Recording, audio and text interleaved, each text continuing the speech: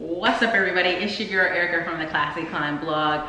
We're hanging out this weekend in Maryland at a mastermind retreat, and this house is amazing.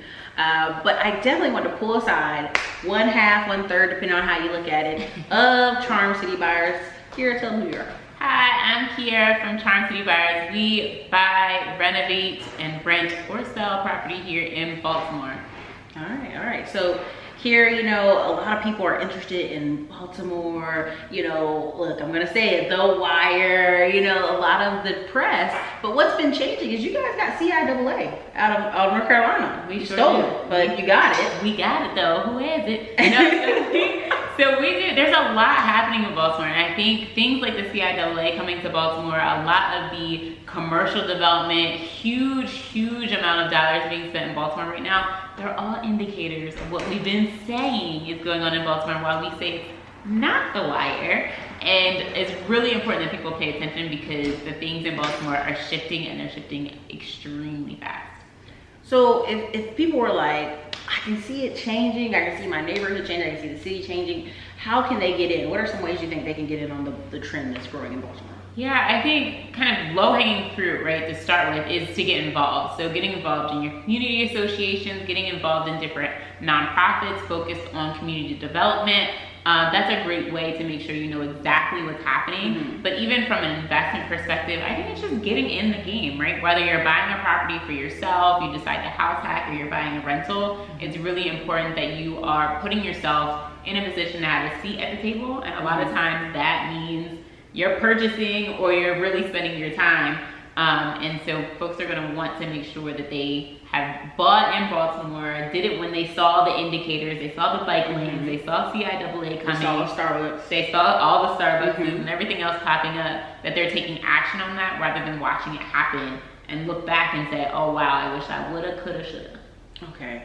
So you guys built your portfolio with a nonprofit, if I'm not mistaken, or with the city? How did that go? How did that start? Yeah, so our first deal, we actually were able to build a relationship with a nonprofit lender that we worked with as our OPM financer for that first deal. And so throughout that entire journey, we kind of worked with a lot of different people, and now we're actually on the board of a nonprofit that does a lot of community development, helping them to buy and renovate homes in Baltimore as well. So how many projects have you done with this lender? With the nonprofit lender, we started with them in Connecticut with our first deal, Hartford. There is Baltimore Community Loan Fund is another nonprofit that we've talked to and had conversations with. We haven't closed anything with them for no fault of anyone's, but there's a lot of different opportunities to work with tons of financiers. Yeah. So I know June 29th. Yeah. You guys have an event happening, and we call it Mobilize Baltimore? Mobilize Baltimore. So last couple of times I've seen you guys have about almost 100 people in the room. It's a lot of fun. So we spend tons of time talking about, obviously we'll share a little bit of our story. We like to have some special guests, so hopefully you're gonna come slide through. Classic Climb building. But we really spend a lot of time not only sharing information, answering questions, giving people the guidance that they need, but also giving people an opportunity to network and interact with each other. How do we take everyone in the room and give them a platform to partner together, to leverage each other's strengths, to, if someone's working on being a wholesaler, someone's trying to find a deal, we try to connect those dots and give people the opportunity to work together. Listen, you guys, I keep telling you, the best investment is in people. Whether it's trucking, whether it's real estate, your only way you're gonna take your money and make something happen is connecting with someone, whether that's a wholesaler, whether that's a turnkey company, just someone who has boots on the ground. A lot of times we all try to do everything by ourselves. And, oh man, I really would buy that rental, but I don't have 20 grand. But I got 10 grand and someone else has 10 grand. We have to really start looking at opportunities that way. I think the fastest, just this past week, I've learned, just dealing with banks. I was like, man, the banks are dead, man. It's gonna take them 3 weeks to close on a deal. I call around for 2 days. I had that money in 36 hours. Absolutely, and that's why we talk so heavily about OPM, is being able to think beyond just the constraints of a bank. And when you're thinking about real estate and investing and doing some of the type of deals we do, it's very quick. You're competing, we were 23, 24 years old competing with 60-year-olds with the bank accounts and the cash to make things happen. Yeah. We had to figure out how can we get access to funds quickly, and a lot of times we learned that it was outside of using a bank, and that's what really got us into being really creative and thoughtful about how we get access to money, and then figuring out how to leverage it to the best of our ability. So I completely agree with you. There's so many options outside of a bank, but it's just kind of getting that mindset and opening people's mind to understand that. And then after you get that point, though, the sky becomes the limit. It really there's does. so much money out there. They print it 24 hours a day, 7 days a week. Somebody has it, right? Yeah, people are wanting their money to work for them. Exactly. Yeah. Just the other week, I was looking on Fundrise and Patch of Land. Like, what are your requirements for me as an investor?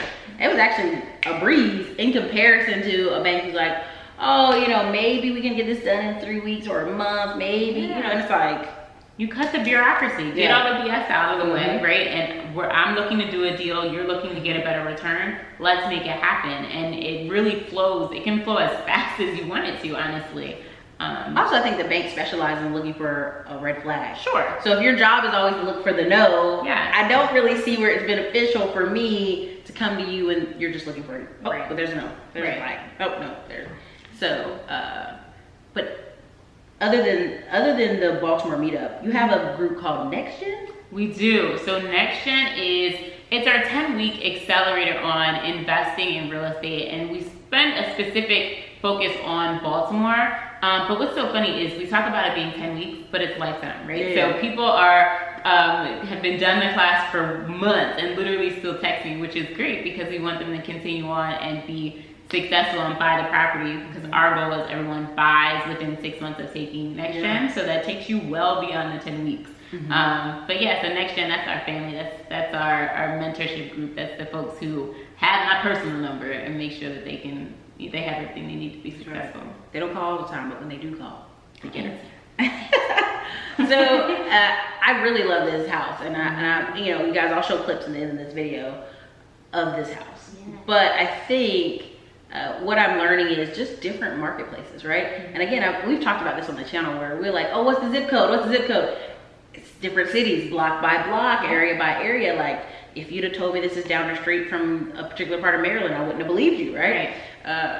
And that's why I want people to go to people who are doing those things, who are specializing in those things. But I think your meetup group is a great way for people to start. Yeah, absolutely. Between the meetup, Next Gen, we're going to talk about neighborhoods. It comes up every time we do a meetup. So we'll talk about different locations in Baltimore to focus on. And in Next Gen, we have a specific segment on it where we bring realtors in and we talk very specifics about what's going on in neighborhoods, from just a residential perspective to beyond that, some of the commercial deals that we might be a part of or folks that we work with are a part of, so people know what's coming in different neighborhoods. But yes, it's definitely block to block. And so when you're trying to invest in Baltimore from out of state, which a lot of people are because of the property values and the high rate of return, you want to make sure that you have some folks that you can rely on, and you're building a team of people with boots on the ground to help you make sure that you're putting yourself in the right position.